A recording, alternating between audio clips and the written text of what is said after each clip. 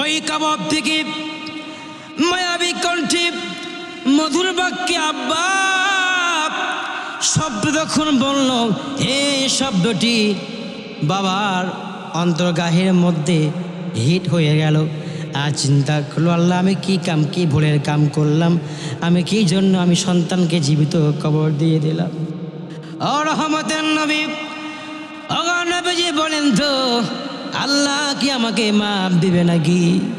আল্লাহ বললেন, ও আমার নবীজি মুহাম্মদুর রাসূলুল্লাহ, আপনি বলে দেন যে বান্দা ইখলাস নিয়ে তাওবা করতে পারবে, আমি আল্লাহ রাব্বুল আলামিন তার तमाम জিন্দেগীর সমস্ত গুনাহ খাতাগুলোকে মাফ করে দেব। জোরে বলেন না আল্লাহু আকবার। তাওবা তিনটে শর্ত আছে। এক নম্বর শর্ত হলো আল্লাহ রাব্বুল আলামিনের সঙ্গে আপনি কাউকে শরীক করতে পারবেন না। ইন্নাশ শিরকা লা যুলমুন আযীম, নিশ্চয় বান্দা কখনো আল্লাহ রাব্বুল আলামিনের সঙ্গে শিরিক করতে পারে না, শিরিক করতে পারবেন না। দুই নম্বরে আল্লাহর বিধানকে আপনি লঙ্ঘন করতে পারবেন না। আর তিন নম্বরে আপনি যে গুনাহ থেকে আল্লাহর কাছে মাপ চাইবেন, সে গুনাহ আপনাকে আর দ্বিতীয়বার করা যাবে না। এবং ভাইরা আমার, আল্লাহ নবী মুহাম্মদুর রাসূলুল্লাহ তিনি একদিন বসে রয়েছেন মসজিদের মধ্যে। হঠাৎ করে আল্লাহ নবীজির একজন সাহাবী আয়লাকেশ বেশে পাগল বেশে মসজিদের মধ্যে কান্না শুরু করলেন। কিন্তু রাসূলুল্লাহ সাহাবীকে দেখে বললেন, সাহাবী রে, বলো তো তুমি কেন পাগলের মতো কান্না শুরু করেছো? ওই সাহাবীটাকে বলল, মায়ার নবী আমার, ও রহমতের নবী, আল্লাহ তো বলেছে ও আমার আরসালনাকা ইল্লা রাহমাতাল লিল আলামিন। হে নবী, আমি আল্লাহ পাক আপনাকে রহমত বরকত করে আল্লাহ পাক আমি আপনাকে পৃথিবীতে পাঠিয়ে দিয়েছি। ও রহমতের নবী আমার, আমি এমন গুনাহ করেছি ও গো নবীজি, আল্লাহ পাক আমাকে জীবনে কোনোদিন মাফ দিবে না। রাসূলুল্লাহ মনের মধ্যে একটা কৌতূহল সৃষ্টি হয়ে গেল। নবীজি সাহাবীকে ডেকে বললেন, সাহাবী রে, বলো তো তুমি কি এমন পাপের কাজ, গুনার কাজ করেছ?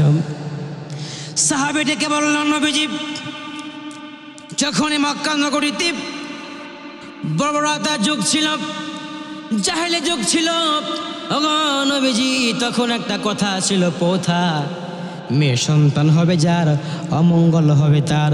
ওগো মায়ার নবীজি, আমার একটা ছোট্ট ফুটফুটা মেয়ে সন্তান, কন্যা সন্তান ছিল। ওগো নবীজি মুহাম্মদুর রাসূলুল্লাহ সাল্লাল্লাহু আলাইহি সাল্লাম, আমি আমার বউকে বললাম, বউরে, এই মেয়ে সন্তান তার রাখা যাবে না। ও বিবি,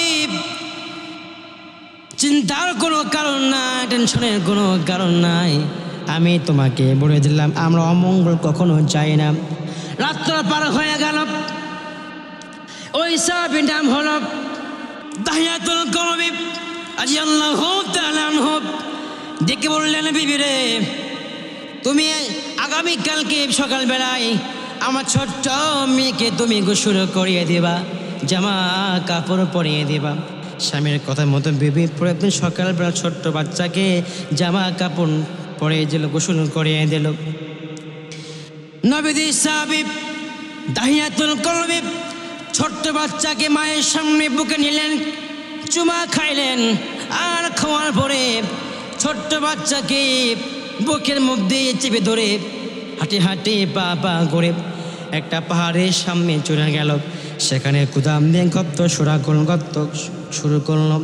গর্ত খোলা মিডিল পয়েন্টে বাতাসের কারণে ওই আরবের দেশের ধুলি বালিগুলো, মাটিগুলো নবী সাহাবী দাহিয়াতুল কলবির দায়ীদের লাগেছে, তার গোটা শরীরে বালুগুলো লেগে গেছে। ছোট্ট মহিলা, নাম তার জামিলা, দৌড় মেরে এসে বাবা সামনে এসে ডেকে বলল, বাবা রে, আপনার দাড়ির মধ্যে ধুলা গলে পড়ে গেছে। কচি মাকা হাত দিয়া বাবা দাড়িটা খিলান করে দিল, সুন্দর করে পোশাকটা পরিচ্ছন্ন করে দিল।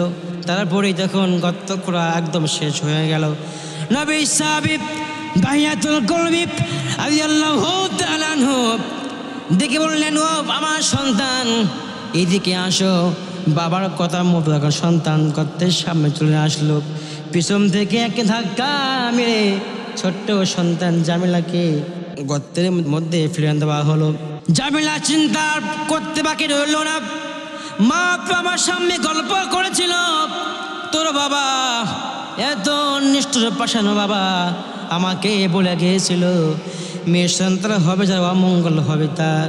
বাবা বুঝতে পেরেছি আপনি আমাকে জীবিত কবর দিয়ে দিবেন। ও বাবা দয়া করে মেহেরবানি করে বাবা আপনি আমাকে মারবেন না, আপনি আমাকে দয়া করে মায়া করে মাপ দিয়ে দেন, জীবনটা ভিক্ষা দিয়ে দেন। কিন্তু নবী সাহাবী দায়াতুল কলবির মনের মধ্যে কোনো প্রকার মায়া মোহাব্বত জন্ম নিল না। বিশাল বড় একটি পাথর নিয়ে এসে যখন গর্তের মধ্যে ফেলে দিল, ছোট্ট বাচ্চার কচি মাথা ফেটে রক্ত ছিটকে দিয়ে যখন তার জব্বার মধ্যে পড়ে গেল, আশপাশে মাটি নিয়ে বালু নিয়ে যখন গর্তটি একদম পরিপূর্ণ করে ফেলে দিল, তারপরও মেয়েটি মরে নাই। ওই কবর থেকে মায়াবী কণ্ঠে মধুর বাক্যে আব্বা শব্দ যখন বলল, এই শব্দটি বাবার অন্তর্গাহের মধ্যে হিট হয়ে গেল। আর চিন্তা করলো, আল্লাহ আমি কি ভুলের কাম করলাম, আমি কি জন্য আমি সন্তানকে জীবিত কবর দিয়ে দিলাম। ও রহমতের নবী, ও নবীজি বলেন তো আল্লাহ কি আমাকে মাফ দিবে নাকি?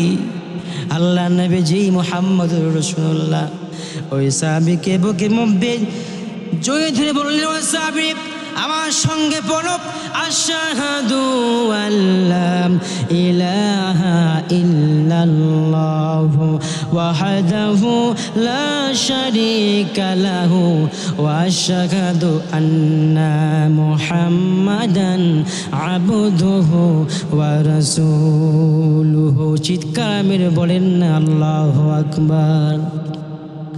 আমার রাসূল বললেন, ও সাহাবী চিন্তার কোনো কারণ না, টেনশনের কোনো কারণ নাই, আল্লাহ পাক তোমাকে মাফ করে দিয়েছে। জোরে বলেন না সুবহানাল্লাহ।